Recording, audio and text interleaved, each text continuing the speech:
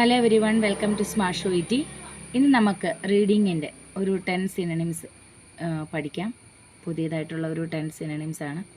Already ഞാനൊരു 80 സിനണിംസോളം share ചെയ്തിട്ടുണ്ട്. Next 10 synonyms ആണ് ഇന്ന് നമ്മൾ പഠിക്കാനായിട്ട് പോകുന്നത്. അപ്പോൾ നമുക്ക് ഫസ്റ്റ് വേർഡിലേക്ക് കിടക്കാം. ഫസ്റ്റ് വേർഡ് ഇൻഫ്ലമേഷനാണ്. വളരെ കോമൺ ആയിട്ടുള്ളൊരു വേർഡാണ്, നമ്മൾ ഒത്തിരി പ്രാവശ്യം കേട്ടിട്ടുള്ളതാണ്. പക്ഷേ ഇൻഫ്ലമേഷൻ എന്ന് കേട്ടിട്ടുണ്ടെങ്കിലും കളർ ചേഞ്ച് ഒക്കെ എന്നുള്ളത് ഇപ്പോൾ ഡിസ്കളറേഷൻ ഓഫ് എന്ന ഒരു കളറിനെ കുറിച്ച് പറഞ്ഞിട്ട് ഡിസ്കളറേഷൻ പറയുവാണെങ്കിൽ പോലും ഇൻഫ്ലമേഷൻ്റെ സെയിം മീനിങ് ആണെന്ന് സ്റ്റുഡൻസ് മിസ്കൺസെപ്ഷൻ ചെയ്യാറുണ്ട്. പക്ഷേ അങ്ങനെയല്ല. ഇൻഫ്ലമേഷനും ഡിസ്കളറേഷനും രണ്ടും ഡിഫറെൻ്റ് ആണ്. അപ്പോൾ ഇൻഫ്ലമേഷൻ്റെ മീനിങ് നമുക്ക് നോക്കാം. ഫസ്റ്റ് വൺ സ്വെല്ലിംഗ് ആണ്. ഹോട്ട്നെസ് അത് രണ്ടാമത്തതാണ്. മൂന്നാമത്തെ വേർഡ് ബേണിങ്. അങ്ങനെ 3 വേർഡിനെയാണ് നമ്മൾ ഇൻഫ്ലമേഷനും കൊണ്ട് മീൻ ചെയ്യുന്നത്. Swelling, hotness and burning. So ഞാൻ സ്പെല്ലിങ് ഇവിടെ ഷെയർ ചെയ്യുന്നുണ്ട്, എന്നാലും സ്പെല്ലിംഗ് ഒന്ന് പറഞ്ഞു പോകാം. Swelling SWELLING. Second one hotness HOTNESS. Hotness. Third one burning BURNING. Burning. ഇങ്ങനെ 3 വേർഡ്സാണുള്ളത്. ഇൻഫ്ലമേഷനാണ് കഴിഞ്ഞത്. സെക്കൻഡ് വേർഡിലേക്ക് പോകാം. എഴുതിയല്ലോ അല്ലേ? ഫസ്റ്റ് വേർഡ് എഴുതിയെടുത്ത് പഠിക്കണം കേട്ടോ. വീഡിയോ പിന്നെ നോക്കിയിട്ട് പഠിക്കാൻ വന്നു കഴിഞ്ഞാൽ ചിലപ്പോൾ വീഡിയോ നമ്മൾ മിസ്സായി പോകും. So second word burden. ബർഡന് 2 വേർഡാണുള്ളത്. കുറേ സിനണിംസ് ഉണ്ട് കേട്ടോ. ഞാൻ 2 ചൂസ് ചെയ്തിരിക്കുന്നത്. നിങ്ങൾക്ക് വേണമെങ്കിൽ ഈ വേർഡിൽ നോക്കിയിട്ട് വീണ്ടും നിങ്ങൾക്ക് സെർച്ച് ചെയ്ത് കണ്ടുപിടിക്കാം. Thrust THRUST. Thrust.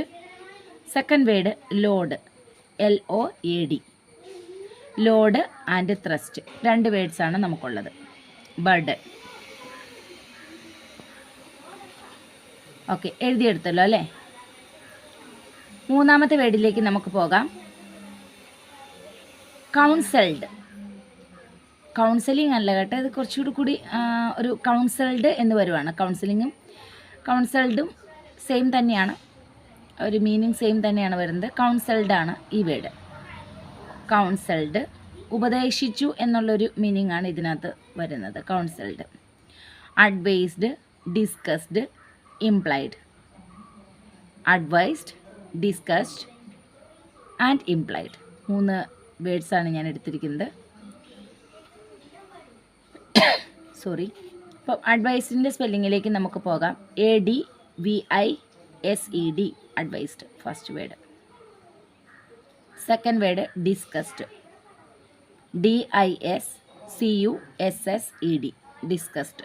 Third word implied. IMPLIED. Implied.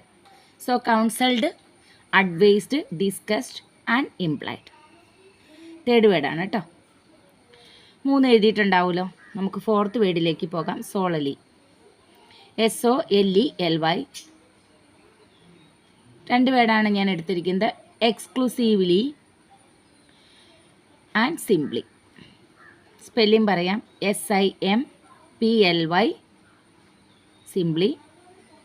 Exclusively EXCLUSIVELY. Exclusively. Okay, എഴുതിയെടുത്തല്ലോ അല്ലേ? ഫിഫ്ത്ത് വേർഡിലേക്ക് പോകാം. കോംപ്റ്റൻസ്. എപ്പോഴുമുള്ളൊരു വേർഡാണ് കേട്ടോ. നമ്മൾ എക്സാമിന് പോയാലും നമുക്കൊരു ഫസ്റ്റ് C1 നിന്നും പാർട്ട് C1 നിന്നും നമുക്ക് 5, 6, 7 പാരഗ്രാഫ് അവർ തരും. ഒന്നല്ലെങ്കിൽ 5 ആയിരിക്കും, അല്ലെങ്കിൽ 6, അല്ലെങ്കിൽ 7.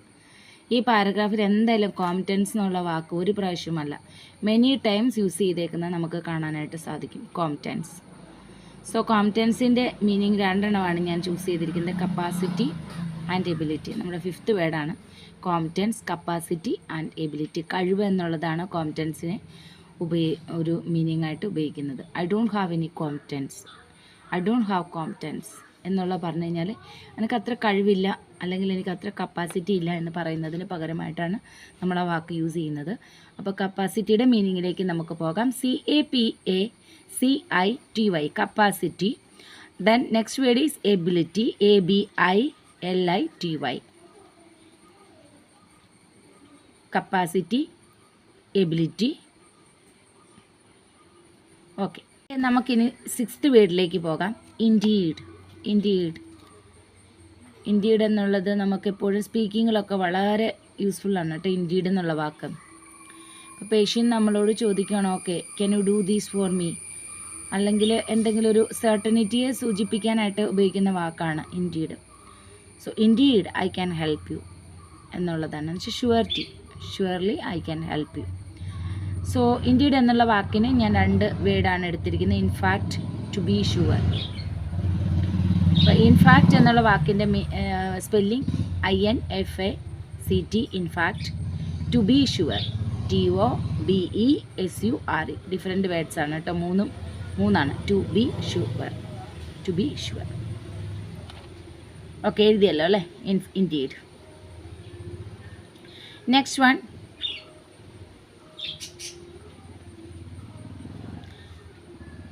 കോൺട്രവേഴ്ഷ്യൽ. ഒരു വിവാദപരമായിട്ടുള്ള കാര്യങ്ങളെക്കുറിച്ചൊക്കെ നമ്മൾ പറയുമ്പോഴുള്ളതാണ് കോൺട്രവേഴ്ഷ്യൽ. വെരി ഇമ്പോർട്ടൻ്റ് ആണ്. ഈ ഒരു വാക്ക് എപ്പോഴും നമ്മുടെ റീഡിങ്ങിനകത്ത് ഉണ്ടാവും. കാരണം പാട്ടിനകത്ത് ഓതർ ഒരു സ്റ്റേറ്റ്മെൻറ്റ് പറയുവാണ്, അതങ്ങോട്ട് കോൺട്രവേഴ്ഷ്യലായിട്ട് മാറുവാണ്, ഒരു വിവാദപരമായിട്ട് മാറുവാണ്. അപ്പോൾ എന്തുണ്ടാവും? ഡിബേറ്റ് ഉണ്ടാവും. അപ്പം ആർഗ്യുമെൻറ്റ്സ് ഉണ്ടാകും. അപ്പോൾ ഈ ആർഗ്യുമെൻറ്റ്സ്, ഡിബേറ്റ്, ഇങ്ങനെയുള്ള വാക്കുകളെല്ലാം എപ്പോഴും ചോദിക്കുന്നതിൻ്റെ ഒരു മെയിൻ കാരണം കോൺട്രവേഴ്ഷ്യലായിട്ടുള്ള ഒരു സ്റ്റേറ്റ്മെൻറ്റ് നമ്മുടെ റീഡർ പറയുമ്പോഴാണ്, അല്ലെങ്കിൽ ഓതർ പറയുമ്പോഴാണ്, അല്ലേ? അപ്പോൾ ആ ഒരു കോൺട്രവേഴ്ഷ്യൽ എന്നുള്ള വാക്ക് അതുകൊണ്ട് തന്നെ വളരെയധികം ഇമ്പോർട്ടൻ്റ് ആണ്. അപ്പോൾ കോൺട്രവേഴ്ഷ്യലിന് ഞാൻ എടുത്തിരിക്കുന്ന 2 വാക്ക് ഡിസ്പ്യൂട്ടഡ്,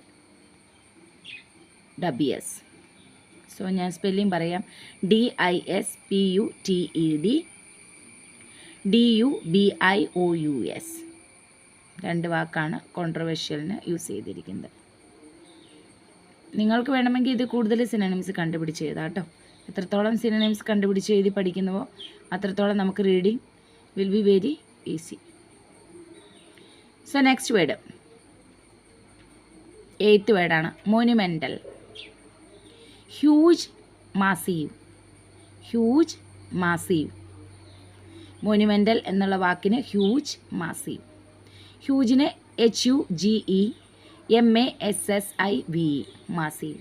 2 വേർഡ്സാണുള്ളത്. 8th വേർഡായിരുന്നു. 9th വേർഡിലേക്ക് നമുക്ക് പോകാം. 8th വേർഡ് എഴുതിയിട്ടുണ്ടാവുമല്ലോ. 9th വേർഡിലേക്ക് നമുക്ക് പോകാം. Drift, float, be carried.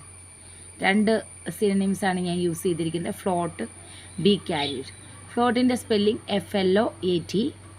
B carried, BE, അതൊരു വേർഡാണ്. Carried, CARRIED.